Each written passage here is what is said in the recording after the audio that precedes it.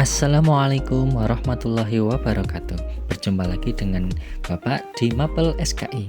Apa kabar semuanya? Insya Allah sehat walafiat ya. Pada pertemuan kali ini, apa yang akan kita bahas? Kita akan membahas dakwah Rasulullah periode Madinah. Sebelum kita membahas dakwahnya, mari kita bahas dulu tentang Madinah itu sendiri, dari kondisi geografisnya dan kondisi penduduknya. Yang akan kita bahas pertama adalah kondisi geografis. Madinah dulu bernama Yasrib karena orang yang pertama menempati daerah tersebut namanya Yasrib.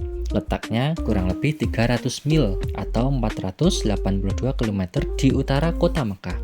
Kondisinya itu berupa persawahan yang subur, dikelilingi oleh gunung-gunung dan bukit-bukit berbatu, sehingga menjadikan Madinah tanahnya subur dan gampang untuk ditanami sehingga menjadi pusat kota pertanian saat itu, sehingga banyak penduduk di sekitarnya yang hijrah ke Madinah untuk mendapatkan tanah supaya bisa mereka tanami. Salah satu lembah yang terkenal di situ adalah Lembah Wadi.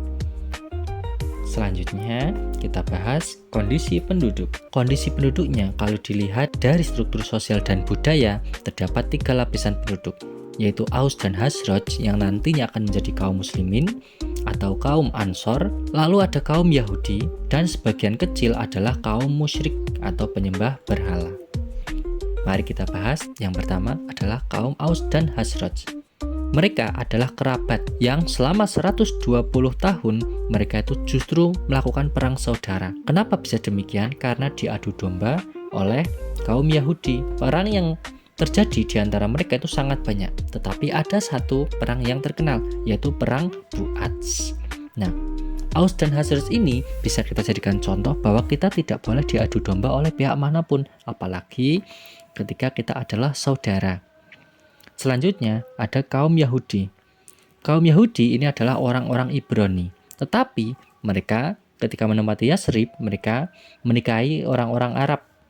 Nah, akibatnya mereka menjadi pemegang mayoritas ekonomi di Madinah karena kebanyakan dari mereka itu pandai untuk melakukan aktivitas ekonomi, tetapi dengan cara yang tidak benar. Mereka justru menjadi rentenir dengan memberikan hutang dan bunganya sangat tinggi. Kalau tidak bisa membayar, yang diminta adalah tanah yang dimiliki oleh orang tersebut yang akan mereka gunakan untuk menanam berbagai macam komoditas ya, seperti biji-bijian, kurma, homer, dan lain sebagainya. Hal ini menjadikan mereka sebagai penguasa ekonomi di Madinah.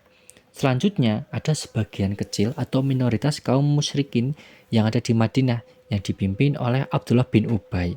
Nah, Abdullah bin Ubay ini menyimpan dendam kepada Rasul karena merasa tersaingi ketika Rasulullah datang ke Madinah. Selanjutnya kita akan membahas substansi atau isi-isi atau strategi dakwah Rasulullah di Madinah.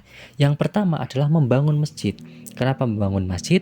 Karena masjid dijadikan pusat kegiatan keagamaan dan juga sosial serta administrasi ketika nanti Islam menjadi mayoritas di Madinah. Selanjutnya, mempersatukan antara Aus dan Khazraj, meredamkan pertikaian di antara mereka supaya tidak mudah diadu domba oleh kaum Yahudi. Yang ketiga adalah mempersaudarakan kaum Muhajirin atau orang-orang yang dari Mekah hijrah ke Madinah dengan kaum Ansor. Yang keempat adalah penanaman nilai-nilai moral atau akhlak, baik secara pengajaran ataupun dengan praktek yang dicontohkan sendiri oleh Rasulullah. Yang kelima atau yang terakhir adalah membentuk tatanan masyarakat. Nah, ketika Islam atau Muslim sudah menjadi mayoritas di Madinah, Rasulullah tetap merangkul kaum Yahudi ataupun kaum musyrikin yang saat itu tinggal di Madinah dengan penuh kasih sayang, sehingga banyak di antara mereka yang justru menjadi mu'alaf setelah melihat akhlak dari Rasulullah ini dalam mengelola masyarakat. Itulah yang kita bahas di pertemuan kali ini. Minggu depan kita akan melanjutkan materi yang lain. Terima kasih, silahkan nanti tugas yang saya berikan melalui link atau yang ada di grup WA dikerjakannya. Assalamualaikum warahmatullahi wabarakatuh.